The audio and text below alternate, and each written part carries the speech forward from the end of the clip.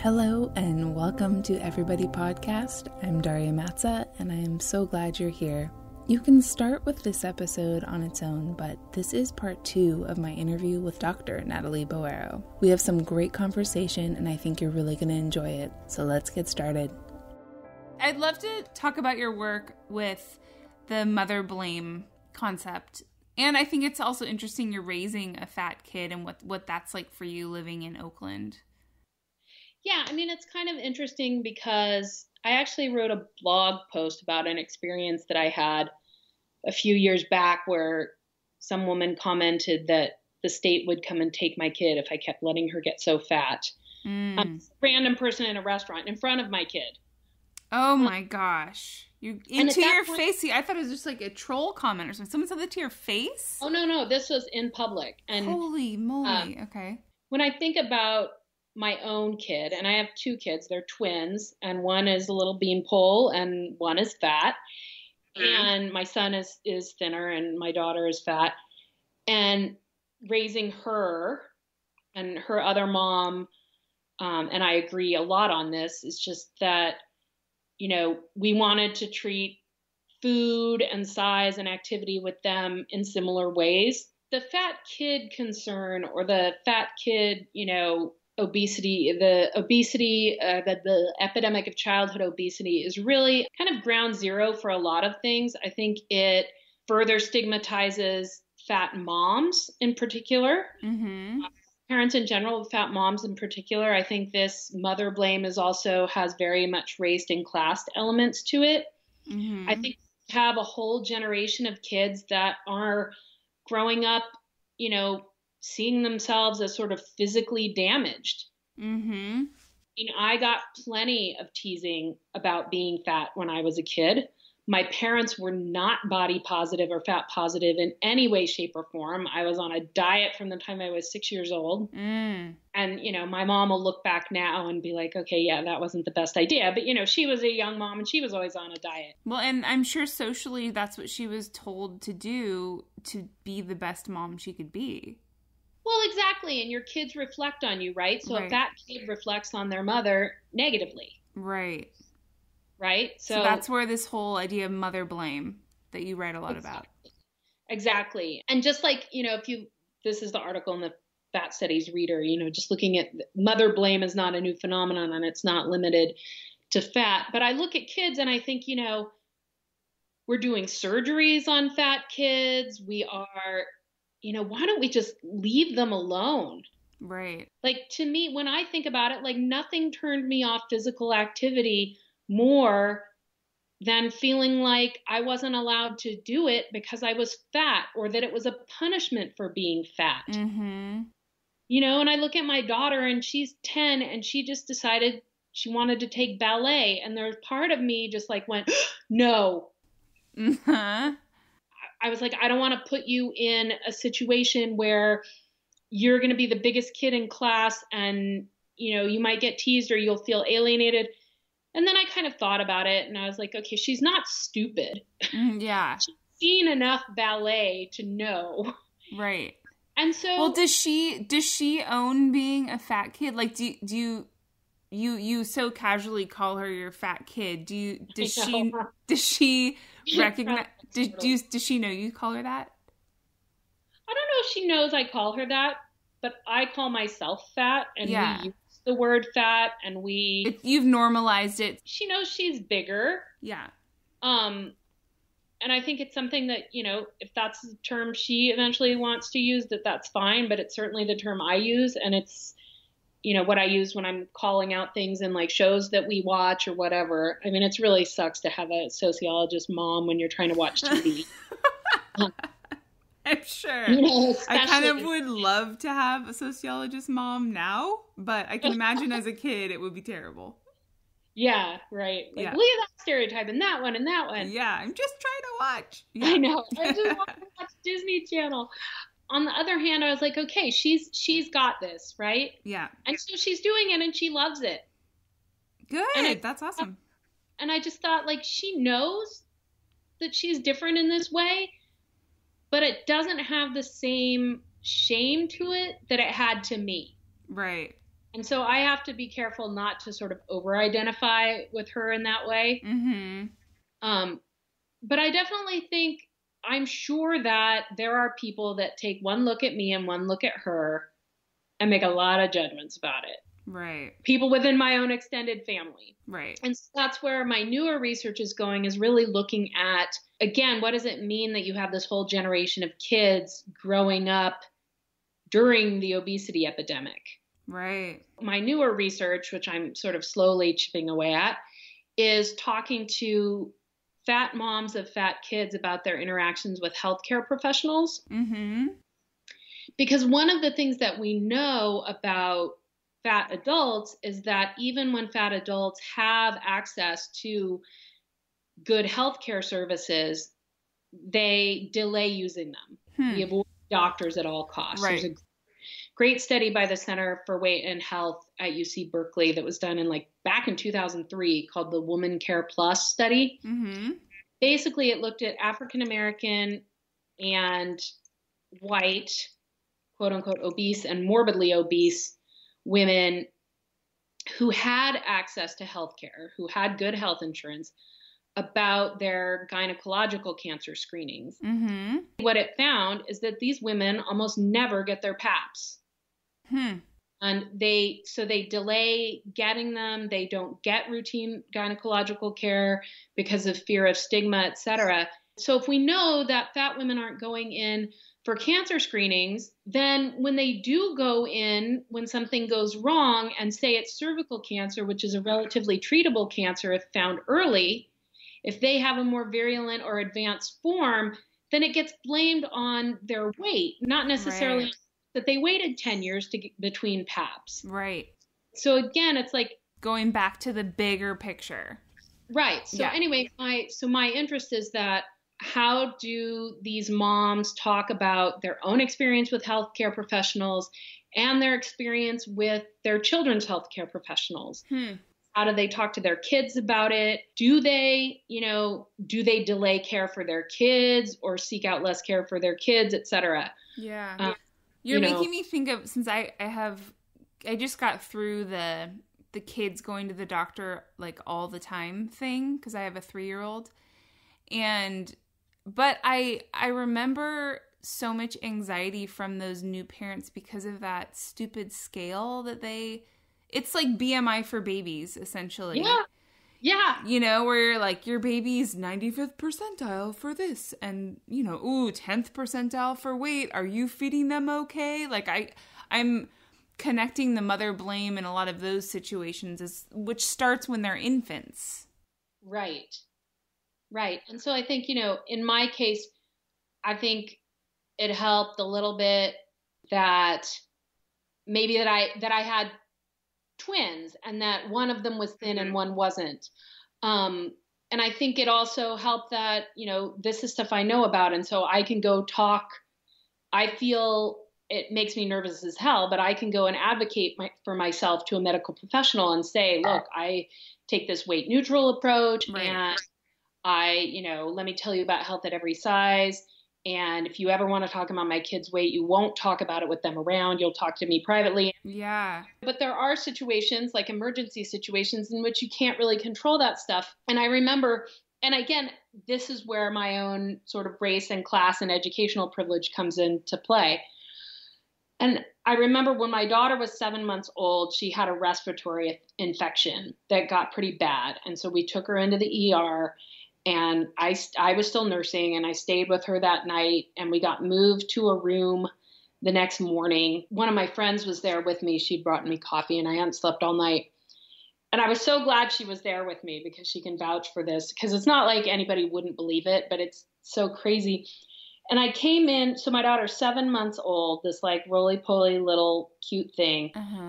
And this nurse comes in, and she says, I'm a nutritionist, and I've been sent to talk to you about your daughter's weight. And I'm like, oh, wait, you're messing with the wrong person here. Oh, little did she know. and I was like, what are you talking about? And she's like, well, I just want to talk to you a little bit about what she's eating. And I'm like, she's 7 months old. She's eating breast milk and a few pureed things. Right. And she's asking, like, how much meat do you give her? I'm like, none. Right. And then she said, how much juice are you giving her? I'm like, I'm not giving her juice. Right. I'm an overeducated middle-class white woman in the Bay Area. I know that juice is crack. Right? Like, I know that juice is child abuse these days. Right. And I just said at a certain point, I was just like, I really need you to leave. Yeah. And it occurred to me that was what does that have to do with the respiratory infection also? Well, what I think happens is I think that when these children are admitted, every file gets flagged given their BMI. Yeah. They send around these nutritional consultants. And we also happen to be at Children's Hospital in Oakland, which is a hospital in which serves a very high low income and or minority population. Yeah. And so I think that these parents are scrutinized even more, and they're targeted even more for sort of these educational interventions. So I think that, they weren't necessarily expecting me. Right. Right. That's so devastating to think about how many parents that were like you, but don't, have the information you have gotten that information, and it's actually caused some damage. Well, right. And it causes parents then to, blame their kids or to send their kids into this cycle of dieting, or kids to see themselves as flawed, or doctors to see parents as non-compliant, or all of these things that we know down the road have a profound impact on health and social stigma. And so, that's why I think kids are really the place to look now, because they're being targeted, and their mothers are being targeted, and they're being targeted in ways that are really race and class coded. And I think they're being targeted in ways that have very little to do with health promotion, and will end up stigmatizing them, and worse, further down the road. Yeah, absolutely. What is your opinion of BMI? I think it means essentially nothing. Yeah. The thing, I've talked with a lot of people about why it's such BS on the show, but the thing that I still can't quite get my head around, and maybe you have some insight since you're more in the academic world, is why it's so difficult to get rid of in research. Yeah, I think because it's easy. Yeah. It's easily calculable. It is a number. It is a single number that people then imbue with a whole lot of meaning, and it's sort of quick and dirty. Right. But it's also false. It is very false. And honestly, like in 1998, the NIH lowered the BMI threshold down so that without gaining a pound, 50 million Americans were pushed into the overweight category overnight. Right. Completely a social arbitrary construct. Yeah. Right. And so, I think that first of all, I think it's that we want simplicity. We don't like complexity. Mm-hmm. We're, in our society, we're a society of extremes. We don't like complexity. We like to be able to locate people on a chart. We like to be able to categorize people based on. And we like the quick fix. We like the category and then the pill. Exactly. Right. Yeah. What about bariatric surgery? I know you've written about it, and I'm curious about your opinions there. Do you have a few days? I think a number of things. I don't know the bariatric surgery I know most about is gastric bypass. I know that it's over the long haul. You often end up trading one set of health problems for another. Mm-hmm. There's very little long-term outcome data, in part because weight regain tends to start again after 2 years. Mm-hmm. Marilyn Wan, who's sort of one of the founding people in fat acceptance, always says, why amputate a perfectly good organ, right? If you're fat, it's not because there's anything wrong with your intestines or your stomach. Right. I also know that most of the people that I interviewed and know who have had weight loss surgery are not doing it for health-related reasons, or at least not primarily, the first thing people bring up is wanting to feel normal and wanting to fit in. Mm-hmm. I also feel like there is a push by physicians to do these surgeries on smaller and smaller people because they get better outcomes. Mm-hmm. Fewer people die on the table. Mm. Oh, if you're smaller? Yes. The numbers get better if you start averaging and doing surgery on small. Not necessarily in terms of weight loss, the numbers get better, but the numbers get better in terms people of dying. Right. Yeah. I got you there. Also, what the thing that I noticed trying to find research on bariatric surgery that was not biased, and what I noticed was most of the studies that are done on it that have the positive outcomes are being done by these large centers that are doing bariatric surgery. Right. And they're often, if you look at the time frames, they're doing them in 2 years. Short time frames. Right. And they're also looking at, when people, so basically, like I talked about, if the person is, dies on the table having bariatric surgery, their cause of death is going to be morbid obesity on their death certificate. Right? Interesting. Okay. Yeah. So there's two things. I always say it this way, is that I understand how hard it is to live in a fat body in this society. Mm-hmm.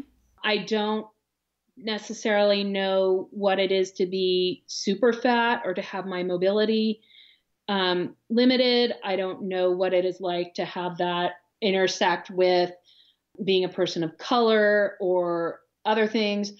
And I fundamentally believe in body autonomy. Mm-hmm. Although as a sociologist, the idea of true autonomy doesn't even really exist. But to the extent that we have autonomy, I believe in that. So I feel like I don't see people who have weight loss surgery as taking an easy way out or as fat hating or things like that. I think it is a problem. And I know that if anybody I cared about were considering it, I would do everything I could to not have them do it. Mm-hmm. And what would you tell them? Well, I would give them all kinds of statistics on risks and all of this stuff. And I would also sort of give them more information on things like health at every size. Mm-hmm. A model where, there are things that we can do to feel better and to improve our health no matter what size we are. Yes. Right? Right. I would encourage them to look into fat positive spaces, whether real or virtual. It's kind of... Yeah, I love what you're saying. I'm not going to say that they can't be part of fat acceptance. That's not for me to say. I'm not going to say that they're total stupid dupes because I think that's absolutely not true. Right. The fact that we need this surgery to exist as an option, especially as we see sort of an expansion of these surgeries, is a real problem. And I wouldn't want anybody that I cared about to have one. Yeah. Bariatric surgeons are very skilled at appealing to people who have been stigmatized their whole lives. Right. One of the things that I write about in the book, and that, this research was now done 10 years ago, 10 plus years ago, is that, people describe their bariatric surgeons as the first medical professionals who touched them and didn't act disgusted. That's so interesting. As the medical professionals who told them that it wasn't their fault that they were fat, that it's not a moral failing. That is interesting. Of course, then when people regain weight, they're told that they're not using the tool that was given to them by the doctors well, right? And so they're told to go on Weight Watchers. They're told to, so it's on the one hand to get them in there, there's this this isn't your fault, destigmatizing thing. And then after, when I attended a weight loss convention and weight loss surgery convention and I observed some online forums, then it's like, oh, well, of course it's your fault. You're eating too much. You're eating a half a sandwich in a sitting. Right. Of course you're gaining weight, or, you failed the surgery. The surgery didn't fail you. Right. All the blame again. The blame is momentarily taken off And really, to maintain these weight loss surgeries is similar to maintaining other weight loss, that, it's a full-time job. Yeah. Was that what you noticed? Because I know for your book, you did a lot of interviews with people that were in Weight Watchers and in Overeaters Anonymous. What were some of the most interesting findings from those interviews? I think, again, just the sense that even as we're in this era where we're talking about obesity being an epidemic and being a public health crisis, that fat people seeking weight loss themselves are not using these terms. Mm-hmm. Right? Mm-hmm. Are they more about the look or the feel? The look. They're more about sort of the outward evidence of success and determination. I think, Overeaters Anonymous is very different. I talk a lot about how different the two are. Uh-huh. In the book, Weight Watchers has this very classically gendered model of emotional eating. Women can eat anything you want as long as you don't eat too much of it, count those points, right, obsess about food. And then Overeaters Anonymous, because they take more of the addiction model, has this focus on abstinence, which obviously you can't abstain from food, but people will often abstain from certain types of foods. But overall, you would never, ever, for any other issue, go with something that was so likely to fail. Right. And keep going back even after it fails and fails and fails. Exactly. Yeah. Wow. So much good stuff. Is there anything that we haven't talked about that you want to talk about? Oh my gosh. I'll probably think of things, but not really. You're doing such great work. All right. Okay, take care. Bye-bye. Thank you for joining me today on the podcast. It's always great to have you here with me. Please get in touch and say hello or tell me your thoughts on the show. I always love hearing from you because this podcast is for everybody.